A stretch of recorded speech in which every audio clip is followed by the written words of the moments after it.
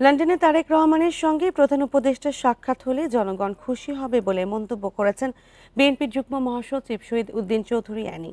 গণতন্ত্র ও বাংলাদেশের রাজনীতির ক্ষেত্রে এই বৈঠক জরুরি বলেও মন্তব্য করেন তিনি।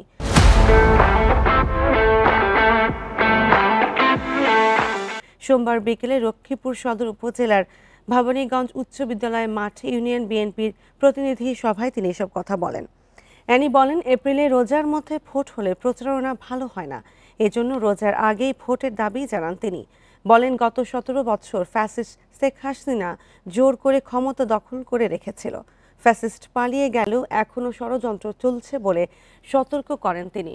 এজন্য নেতা কর্মীদের সজাগ থাকার আহ্বান জানান বিএনপির যুগ্ম মহাসচিব।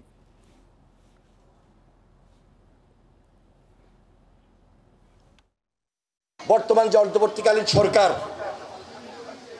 তিনি যুক্তরাজ্যে গিয়েছেন, পত্রপত্রিকা এসেছে, হয়তোবা আমাদের ভারপ্রাপ্ত চেয়ারম্যান জনাব তারেক রহমানের সঙ্গে তার সাক্ষাৎ হতে পারে।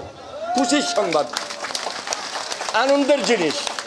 বাংলাদেশের গণতন্ত্রের জন্য এই ধরনের যদি একটা বৈঠক হয়, খুব স্বাভাবিক কারণে আমরা জনগণ উপকৃত হব, বাংলাদেশ উপকৃত হবে।